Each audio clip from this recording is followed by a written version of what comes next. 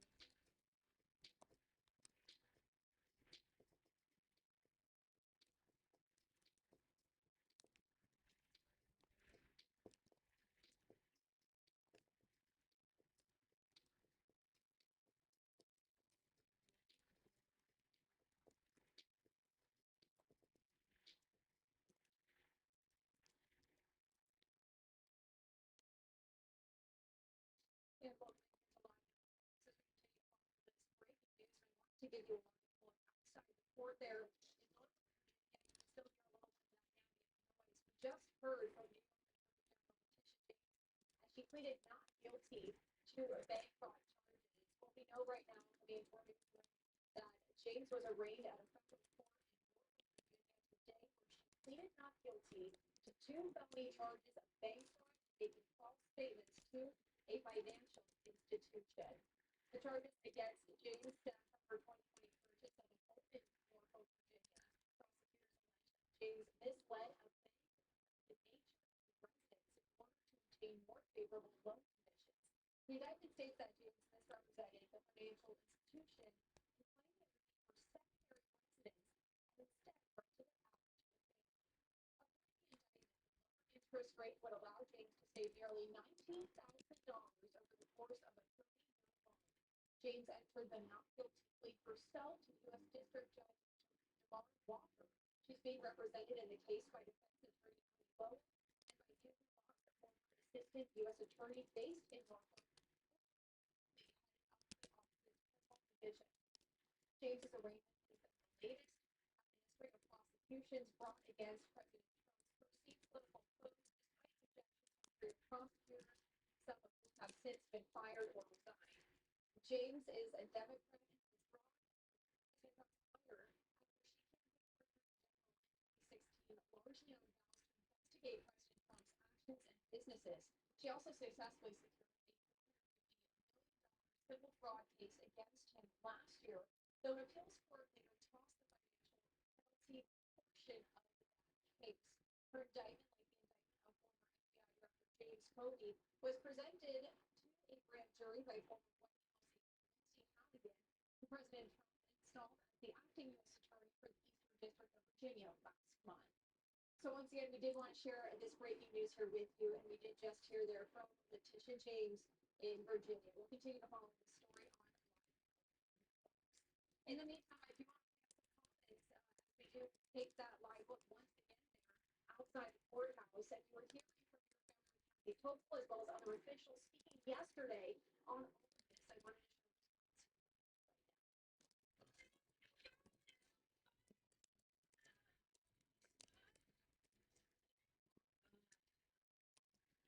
Yes, we are on fire. We are to keep the flame burning for her sister Tish James.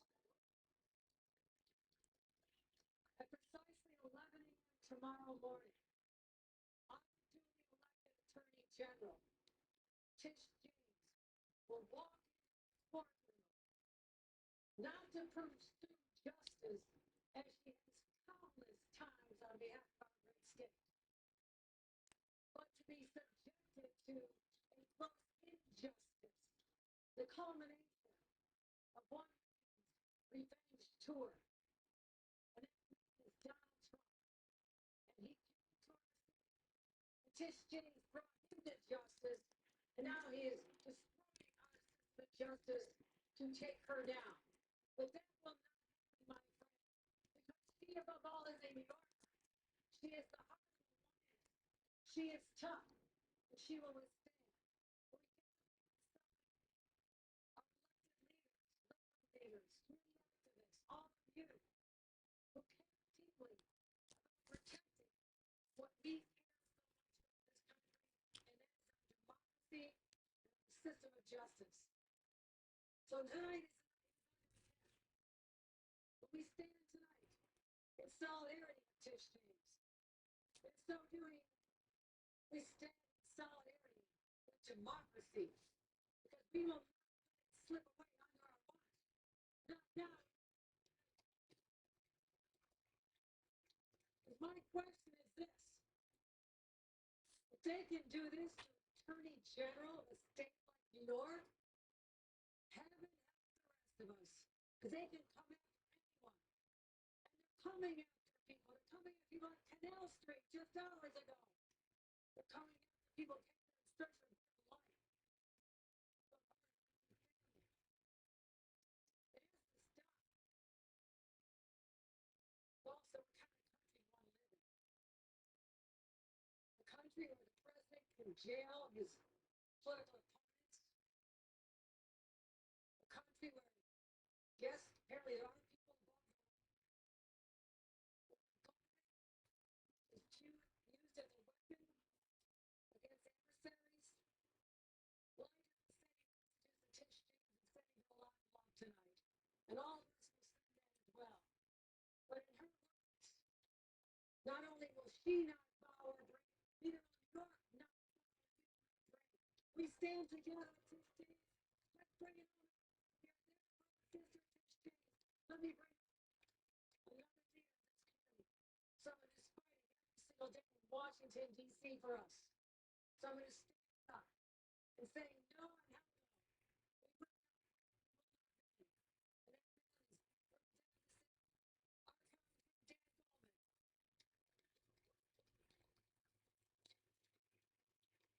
Thank you very much, Governor Hochul, and you said it so right. This is not just an attack on Tish James, but it is. This is not just an attack on New York, and it is. This is an attack on every single one of us here tonight and around this country. Because Donald Trump directed his Department of Justice to file this baseless, bogus, meritless, bullshit indictment. And you don't have to guess that because he tweeted it. So we know exactly where this is coming from. It is not an allegation, it is not a dispute. The actual prosecutor looking at this case said, no, there's not enough evidence to charge it. Donald Trump fired him. He then went in his own ambulance chasing lawyer to be a prosecutor. He then found somebody else who could go to the grand jury. That's how bad this case is. But it doesn't matter in Donald Trump's world. Because in Donald Trump's world, you can demolish the East Wing and take $300 million from your friends and build. You can decide that if someone invests enough money in your crypto company, you'll give them a pardon. You can decide that I'm going to use this government to get my enemies. Now, Tish James has stood up for New York for decades, and as Attorney General for 7 years. And she has gone into courtrooms all around the state, standing up for everyone here and all of us around the state. And tomorrow she's going into a courtroom. But she's once again standing up for us. She is standing up for New Yorkers. Because if Tish Jane bows, if Tish Jane bends with this political prosecution, then we're all at risk. We're all in jeopardy of having Donald Trump come after us. There is no Department of Justice. It just becomes the Department of Revenge. And because we have our fearless leader, Tish James, we know that she's going to stand up for all of us again. And we are lucky, in some respects, that he came after her. Because that was a bad move. That is the wrong person. And so we are all here tonight proudly standing up and saying, we stand with Tish James. And Mr. President, you better get your hands off Tish James. Thank you.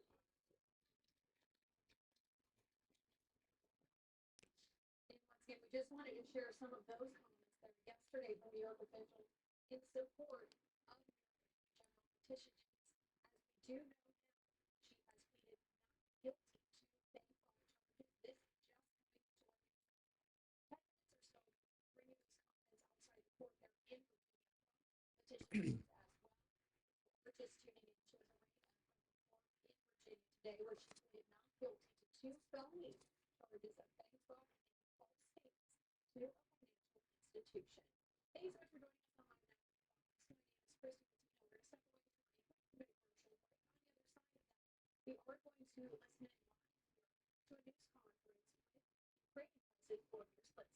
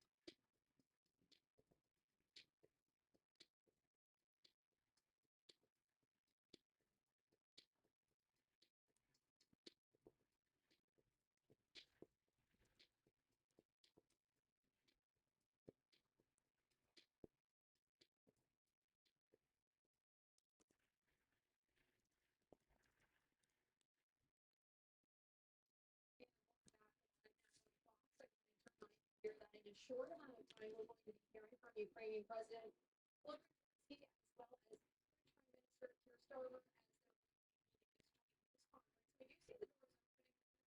Looks like it is not quite yet. So what we're going to do is head to another 5 minute break. We'll see that. In the meantime, you have patience. Speaking on.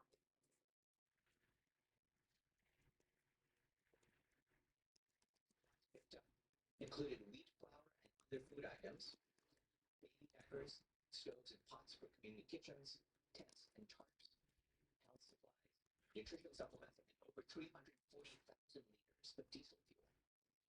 Also on Wednesday, the UN partners offloaded 199 trucks in the two crossings, over half of them carrying food supplies. Yesterday, UN-led humanitarian missions were coordinated with Israeli authorities to collect medical supplies, hygiene kits, winter clothes, and fuel from these two crossings. One of the missions, which was facilitated, involved the collection of nearly 160,000 liters of diesel, as well as the distribution of fuel for critical humanity. All right, and right in front of us that we do see Ukrainian President Zelensky as well as British Prime Minister. You are fighting not just for Ukraine, but for the freedom and security that is cherished by the British people and by all Europeans every single day.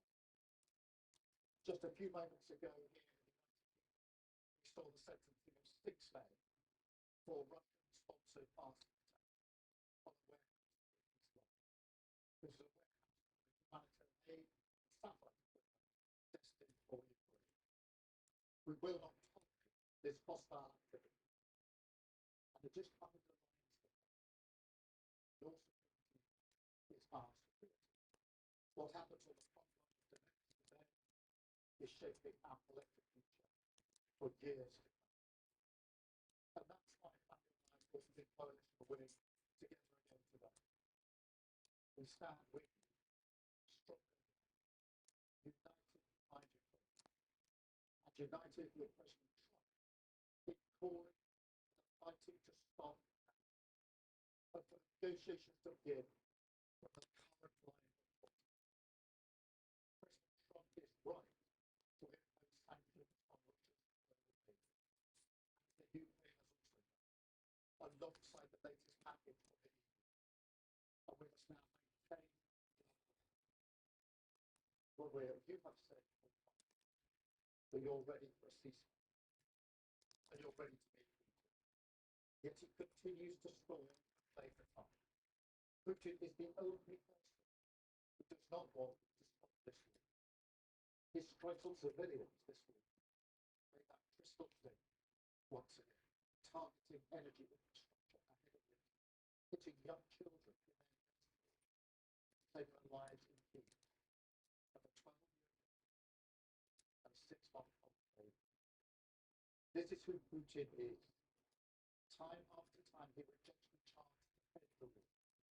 In just the last few days, he's rejected the opportunity for talks once again, instead making ludicrous demands for Ukrainian land, which he could not and has not taken by force. Of course, that is a complete non-starter, and it shows yet again that he's not serious about peace. So we've been clear today that we must respond. Working with the US, this coalition is determined to go further than ever, to ratchet up the pressure on Putin, from the battlefield to this war economy, because that is the only way to change his mind and push him back to the table. And in our meeting this afternoon, we came together around a clear plan for the rest of this year. First, we will act to take Russian gas off the global market. Last week, the UK became the first country to sanction all of Russia's oil neighbours. On Wednesday, the US acted decisively to join together with further sanctions from the EU. And we're choking off funding for Russia's war. And working with others to take these steps to go further to reduce their and incentivise third countries to stop buying these tainted resources. Second, we're determined to push on with progress on Russia's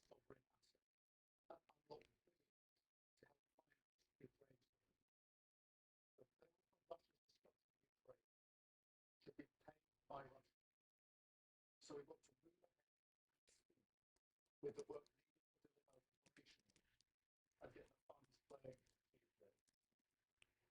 Third, we are strengthening Ukraine's aid to protect its civilian and its energy infrastructure.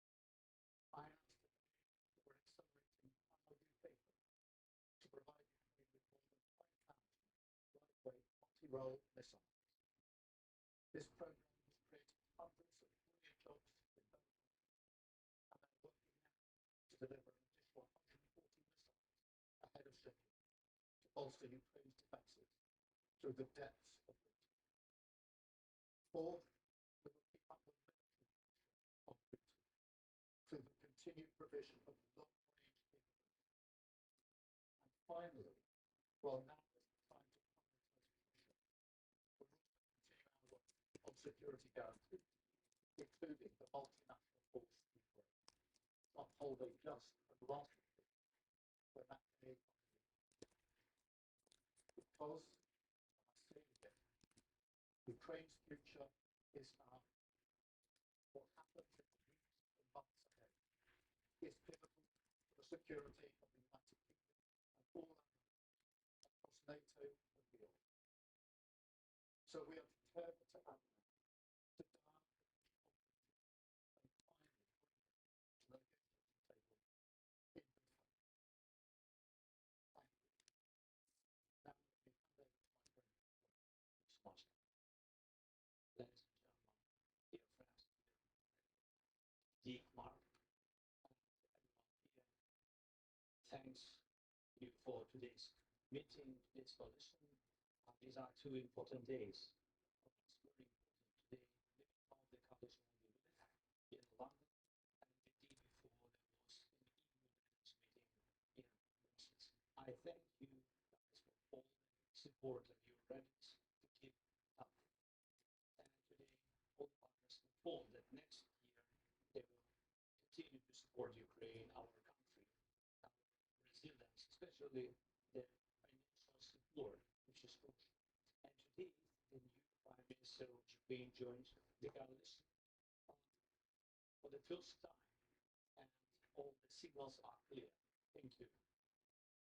We all see the challenges these days, and the Russians are carrying out a campaign of terror against our energy system, and they really want to make a winter cold a tool of torment and pressure on Ukraine, our people, and on our defense. And Russia's goal hasn't changed. They want to break us, want to break Ukraine.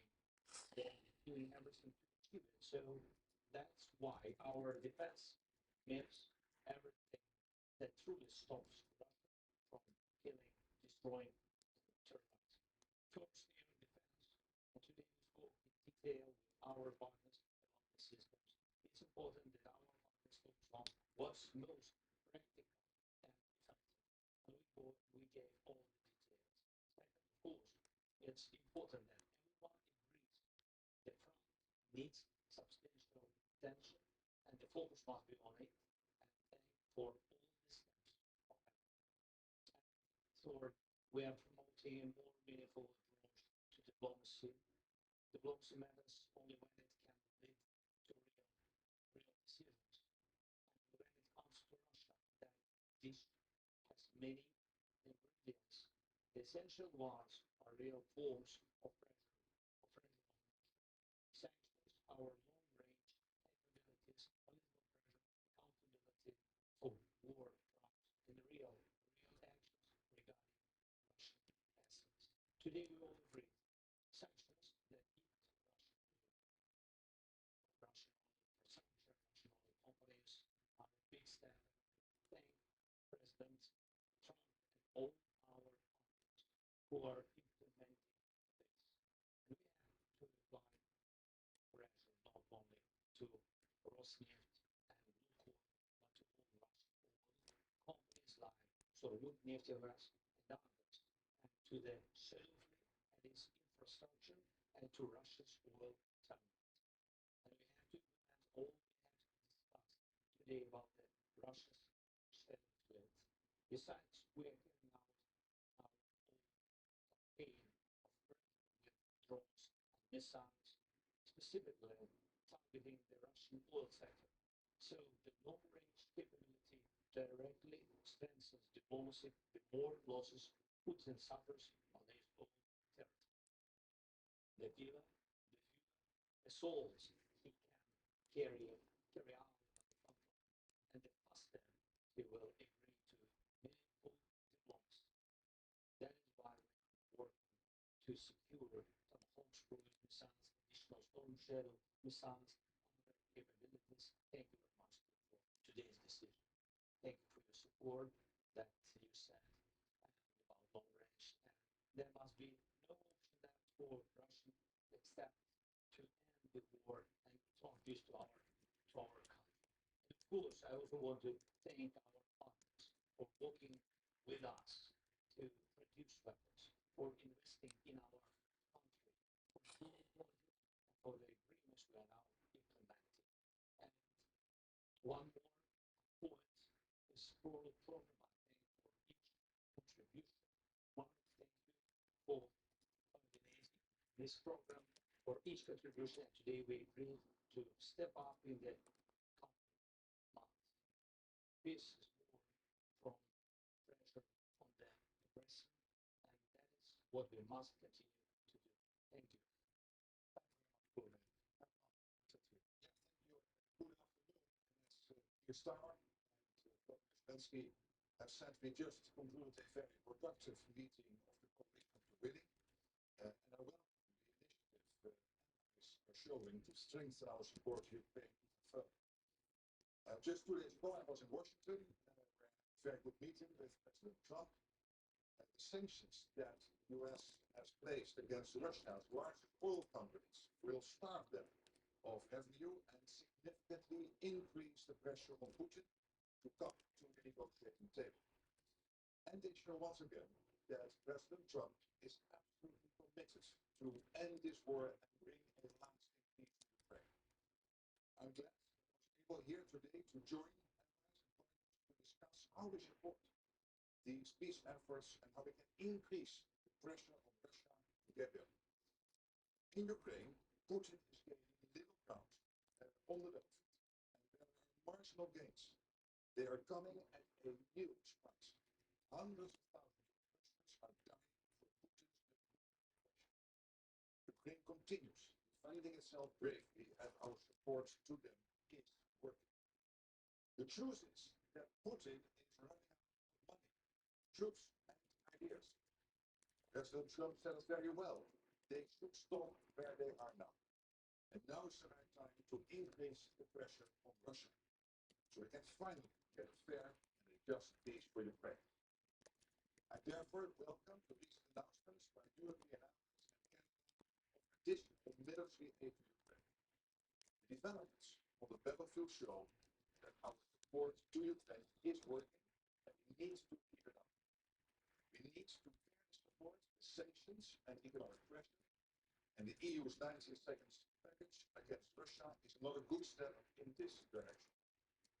On both sides of the Atlantic, we want this war to end.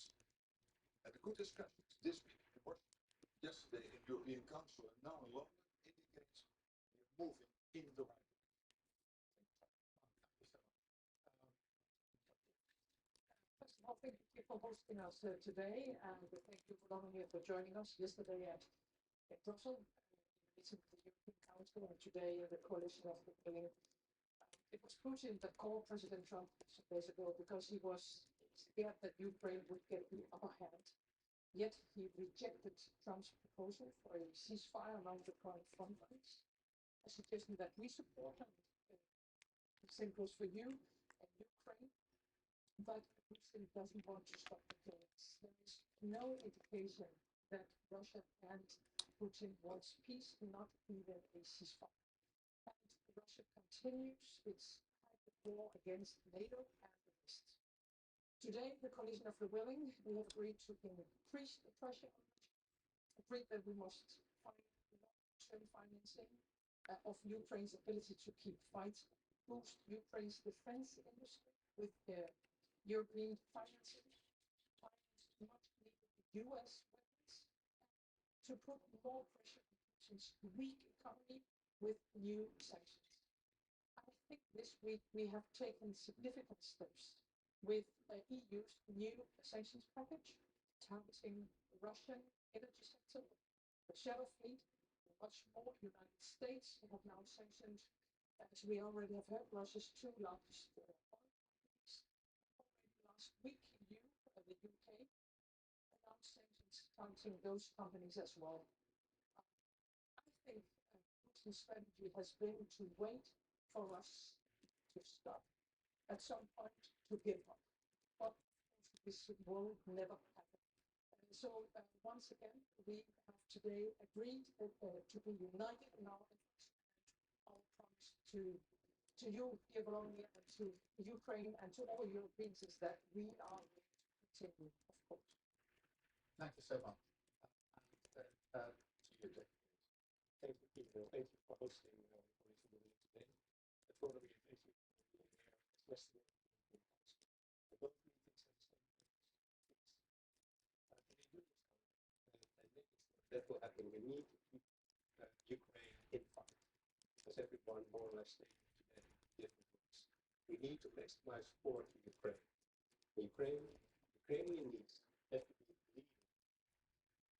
What we see is that Russia is the only party rejecting the ceasefire, circumventing all diplomatic initiatives and continuing to attack Ukraine. The only way to persuade Putin to engage in serious talks is to increase the pressure on Russia and our support to Ukraine. This week, important measures were taken in the EU and the US. Take is necessary. First of all, sanctions. It would be good if the EU would copy the US-UK sanctions against the step. We must also do more to dismantle the benefit systems, and the Netherlands will take its part when it comes to the North Sea. This could hit Putin hard financially, as this undermines his revenues of global oil markets. Second is support. It's crucial that all countries contribute. Only then can we maintain a high level of support and keep Ukraine afloat militarily and economically. We must increase military support by leveraging as well as ordering our packages from the US. A couple of the speaker already mentioned the package. And we must make sure we step up our energy assistance to help Ukraine and Ukrainians in the winter. We are very concerned that Russia's ongoing attacks on Ukraine energy infrastructure before the start of the winter, especially with domestic gas production. Costs for recovery are high and the need for casting costs have increased. The Netherlands therefore will increase financial and material support on energy and encourage all our partners to consider increasing their contributions as well. We can put more pressure on Putin and his support if we work even more closely together and finally Russia. But at the same time, this is the way to create the best possible conditions for which Ukraine is able to negotiate. Thank you so much, Dick. Thank you, colleagues. We now Q&A, five-way Q&A. We ask everyone a question. I'm going to start with Scott. Prime Minister Patrick from Sky News. This is a question to both Prime Minister Starmer and President Zelensky, if I may. You are the coalition of the willing, but you're unable to stop President Putin without US support. How disappointing is it that President Trump won't at the moment provide long-range Tomahawk missiles? And is the president right when he says you'll hopefully be able to get the war over without them? Can you? And PM Starmer, if I may, this domestic question. Overnight, you suffered a disastrous election loss in Caerphilly, a seat that's been a Labour-held seat for over a century. Was it a gut punch for you? And if you can't turn this around in the Senate elections next May, will you have to go? Thank you very much. Thank you, Ben. Let me start with the question because it is really important to address the support that we're all able to put in, particularly as we go into the winter. And here we have the coalition winning today, the EU yesterday, but we're all working with President Trump, and therefore we're all working as one wider coalition here in relation to the support we need to put in for Ukraine. On missiles, we put in more missiles to the UK recent days and weeks, and pushing the case for law is really important. We do have those discussions we're all going. And of course the protection of energy, because Putin is attacking the energy in Ukraine, and that needs protection. We've had discussions there. Stop those attacks. Sorry, we wanted to bring you some of those comments. If you want to head over to page speaking on the government shutdown. Feels that Americans have, that they anticipate that paycheck is going to come in so they can meet those bills. And the stress level that our controllers are under right now, I think is unacceptable. Now, I want to be clear, there'll be a question about, is the system safe? Now, I'll say yes, it is safe, because if we don't have enough controllers, if we have controllers that are more stressed and less able to do the job, we pay close attention to that, and we will reduce the capacity of airplanes taking off and landing, or we will cancel flights. And so you can and very well may see delays in the system, but that's because our priority is you getting from point A to point B and getting there safely. I'm less concerned about you getting there on time. I want you to be safe. And so as we have seen over the course of the shutdown, what we're day 23, 24, we've had different areas of the airspace, different TRACON centers and towers that have had staffing shortages, and then in certain regions of the country, we've seen delays. And it's not been one place, it's been moving throughout the airspace. I've asked our controllers, please show up for work. And those who do show up for work, I thank them. They are great American patriots who come to work every single day knowing that they don't have a paycheck going into the bank account, even though they're providing critical services to the American economy. So I thank them for coming to work, and I encourage them to continue to come to work as we navigate the shutdown. I do think there's a frustration with our controllers that Kim Jeffries, Chuck Schumer, Bernie Sanders, they're all going to get their paychecks. Well, these men and women who control our skies aren't going to be paid because of the shutdown. Then there's also a frustration that the shutdown is about paying for health care benefits for illegal immigrants.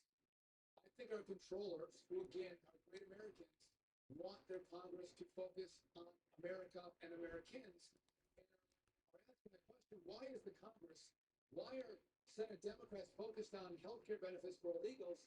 Maybe focus on me and my paycheck and the services that I provide.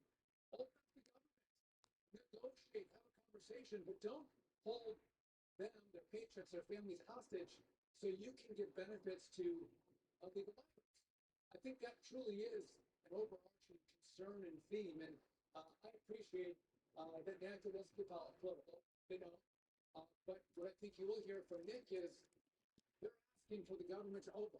They're asking for everyone to come together, make sure they all get paid, and then take the time to have conversations, to negotiate. But the answer is never shut down the government. The answer is open the government and then come to resolution. Try that approach before you actually shut it down and affect people's travel. By the way, I'm also concerned as we're coming into holiday season, we have more people using our airspace, more people taking flights. When that happens and they see more delays, I want to make sure every American knows I've done all I can by modernizing the airspace, making sure we have more air traffic controllers. But if you're seeing an increase in shutdowns right now, or delays, not shutdowns, more delays, more cancellations, is because the Democrats won't open the government back up. Before I turn over Nick, I want to mention one last thing. Many of you have reported on the fact that we don't have enough air traffic controllers.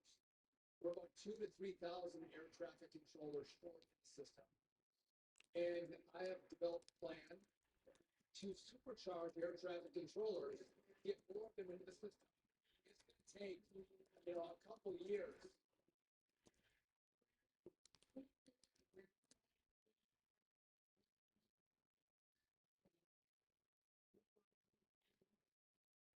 We do want you to be safe, and the PA system does work at the airport. But we're supercharged air traffic controllers, bringing the best and the brightest for the direction of President Trump into this great profession. It takes time to do that. The academy takes time. Then once they're out in one of the facilities, it takes anywhere from 1, 2, sometimes 3 years to get trained up.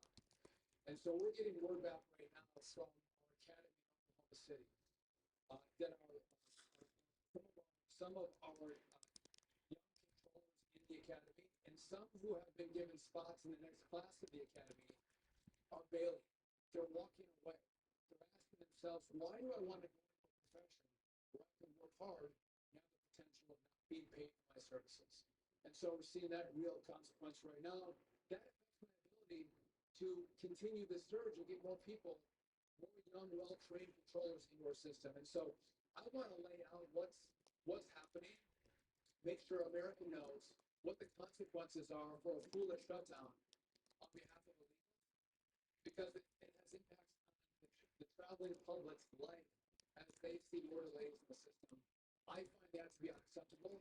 I have more value for our controllers that I think we're seeing in Congress.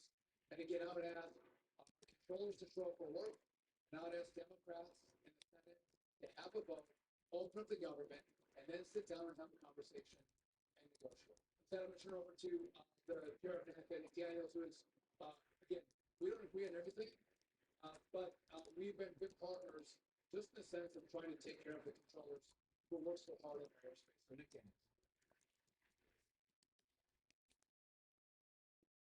So good afternoon. I am Nick Daniels. I'm the proud president of the National Air Traffic Controllers Association.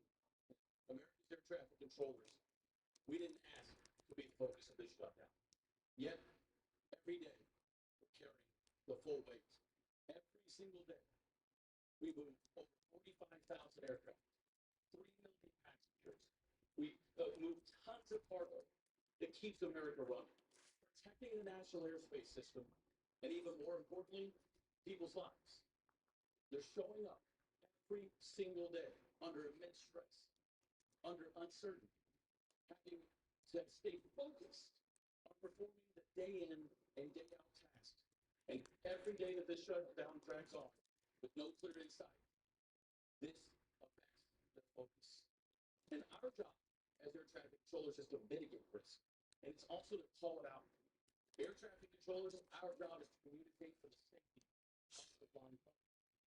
And as this shutdown continues, and air traffic controllers are not paid for the vital work that they do day in and day out, that leads to an unnecessary distraction. And they cannot be 100% focused on their jobs, which makes this system less safe every day that this shutdown continues. Tomorrow will be less safe than today. As the secretary said, now we have to figure out how to mitigate that to ensure the safety of every passenger and every plane that flies in our skies. There is no version of this scenario that we have been forced into where an American worker can work 6 days a week, 10 hours in a day, only have 4 days off in a month, and have to deal with their greatest priority, which is taking care of their family, provide for them, put gas in a car, put food on the table, to ensure their kids have shelter, or that they have a level of care while they do go and do the very important job of being an air traffic controller running American skies. And the calls have already begun. Air traffic controllers can call and say, I picked up a side job. I took my primary job on a day, an evening, or a midnight shift. When I complete that shift, I now go to a secondary job. I'm driving food. I'm doing DoorDash. I'm doing Instacart. This job is hard enough 5 days a week. We do it 6. We make the impossible look possible every single day. But now, with this shutdown, we're making the impossible impossible for people to continue to live with it. So some of our lowest paid air traffic controllers in the system, whether they're new, paycheck to paycheck, just like every other American worker, they instead of focusing on the safety of the American flying public, they're now focusing on what they can't afford to pay. So as each day passes with this shutdown, more of this nation's air traffic controllers will feel more stress, will feel more pressure. And it's the opposite of what they should be focused on. we should be focused on how we move forward, the cost of taking care of one another. So air traffic controllers, we didn't start the shutdown. We don't end the shutdown. Our elected officials do. And our message is simple. In the shutdown. We'll take questions in a moment, but just when I was talking to the guys in the break room, they're eating break room, and they made sure I knew that the food that they were eating had come from the airlines. The airlines know how important air traffic control is to keeping the sky safe and airplanes moving. So our airlines, the financial pressure that our controllers are under and the gratitude for them showing up, they're buying food. We shouldn't rely on airlines to have to buy lunch and dinner for our controllers because they can't afford it themselves because the Democrats have shut down the government. But those are things that are happening inside of all of us who work in the airspace, supporting our fellow brothers and sisters who are going through a time of need. And I want to thank the airlines for recognizing that, supporting, and being helpful in small ways that they can to keep just providing food for our controllers run the job. With that, if you guys have any questions for us, happy to take them, yes.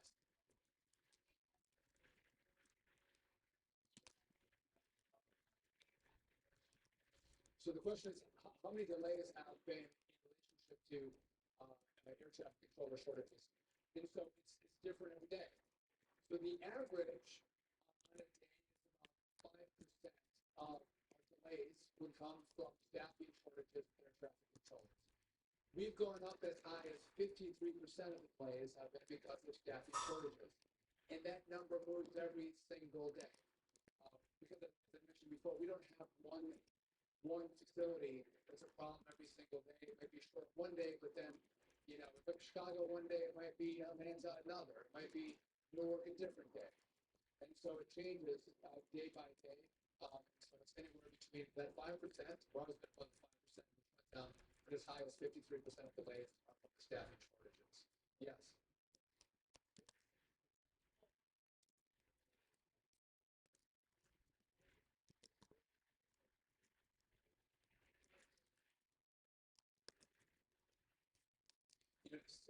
I don't have insight into the hearts and minds of the controllers who are calling out sick. But if I listen to the controllers who talk to me, they'll tell me about their own stresses, financial, and how they have to take a second job, how they're frustrated that they're not going to get paid. And some of them might be sick. But I'm working close with Nick. We're driving a message. I want you to show up. I don't want to see this. I don't want to see Democrat shutdowns drive pain to the American people. I've asked them, please come to work. I'm grateful for you to come to work. But maybe that'll be a post-mortem we could do on what happened there and why controllers made the choices that they did.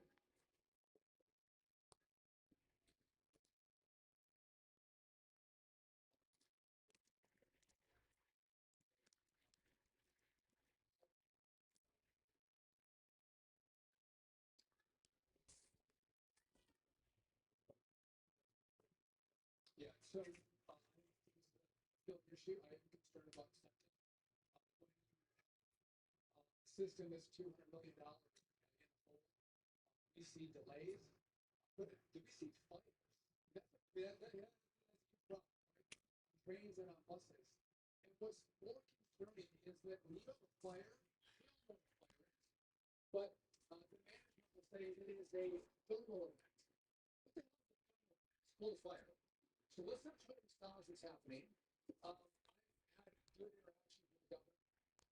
I've asked the governor to step up and lead, to fix the system, to provide the leadership and the money and the resources and the management to make sure that this system is fully operational and safe for the traveling public. You can't get on a train or bus and have a fire.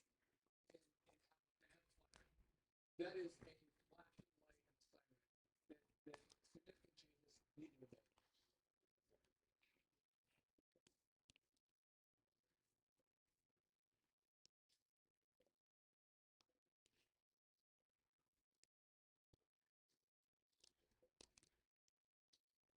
So I'm not going to front run what happens next. Again, I don't want to talk about consequences. I want to talk about action. I want trains to be safe and to run on time. That's what I want. And if those emergency inspections don't pass, comes next.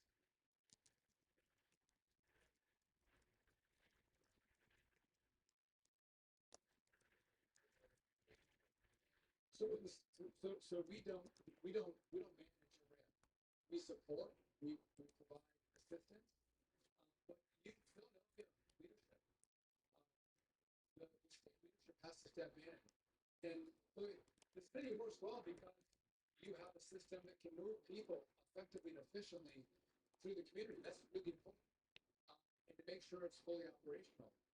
And well run is important to us. We provide oversight. We provide tools. We also provide money.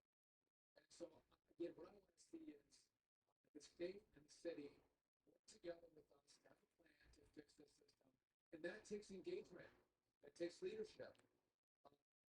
And so I hope to see that from the city and the governor. And to to do that, we're going to work with them.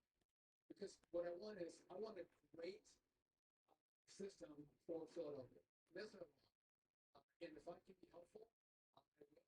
If I give resistance, we can be great friends or we can be really bad enemies. I think we should be in the friend business and serve in this community.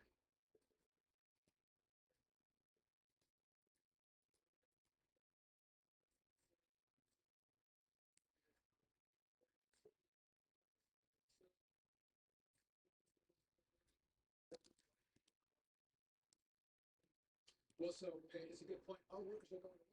We have furloughed employees that don't come to work, but we have essential services that are provided by people like air traffic controllers. Those who are working on a modernization effort for air traffic control, it's those people who we've asked to come in and continue that work, because my concern is if there are delays that happen because of the shutdown, 6 months from now, no one remembers that we have delays because of the shutdown. They just think I'm delayed.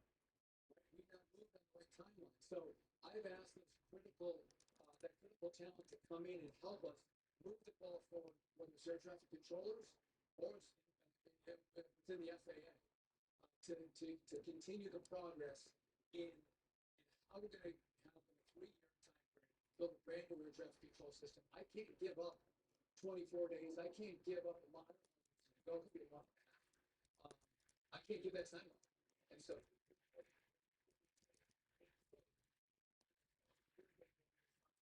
oh, I've got no problem stopping my pay. I don't know if I get paid or not. In Congress, we did. That was a huge problem. And we dealt with that.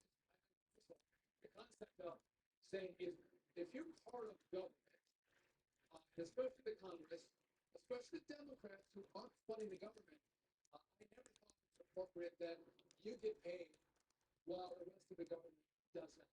Now, if it's back pay, like air traffic controllers, they show up for work, they're going to get paid one day. Those members of Congress, they show up every day, they're going to get paid, but they should be delayed just like everybody else. Yes.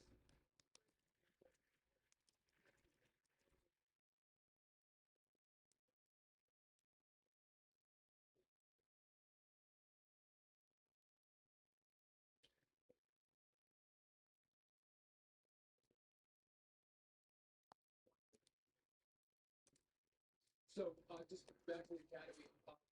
We're working on numbers right now. So we pay our students in the academy. They get paid to go to the 4-month school. They're not paid a lot. But they're paid so they can buy food and get to the academy and help them with their housing. We're a week to 2 weeks away from running out of money to pay those students, which will be cataclysmic for them. Our instructors already are not paid and are still showing up to teach. But again, the disruption that this causes, we're already seeing young people drop out of the academy because they're concerned about going into a business where they may not get their funding. So it's my job to let everyone know these are the consequences of the shutdown.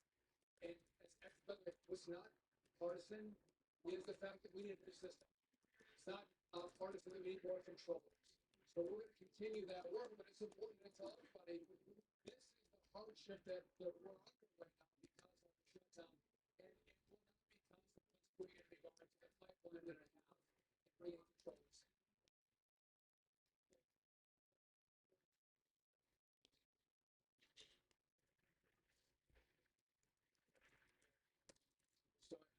great question. I can't project what's going to happen with air traffic controllers. I have told them to show up for work to do their jobs. Nick has told them to show up for work and do their jobs. But I've also heard about the hardship on finding a second job.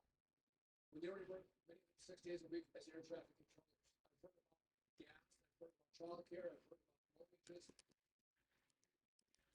We all look at each other and say, who can go without pay? How does that happen and work for them? And no doubt that puts pressure on their lives, their families. And so I hope that's not the case.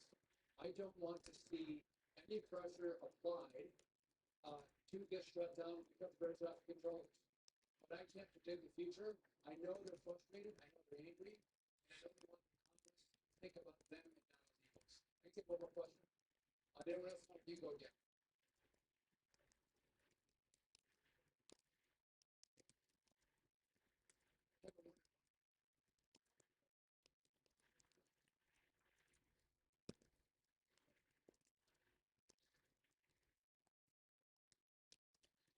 Just looking at kind of how the DOT functions, a lot of the money for the projects that we fund, that money is pre-funded. So when you have a shutdown, I already have the money in the door that's allowing me to continue with projects. And one of the issues is if I have staffing problems, that can impact my ability to get money out the door. So the money's not there, so I don't have the staff in place because they've been furloughed to actually execute the agreements or do the oversight that's necessary by federal law for these projects. So that can be an issue, but much of this has been pre-funded. Just on air traffic control modernization, we got $12.5 billion in the big beautiful bill, and 1.5 in total, but we got a lot of that money up front, which is why we're able to continue to push forward in the modernization effort to make sure we have a brand new air traffic control system in this country. With that, everyone, I want to thank you for coming out. I appreciate you covering the great men and women who keep your skies safe. They keep your planes on time. They do enormous work.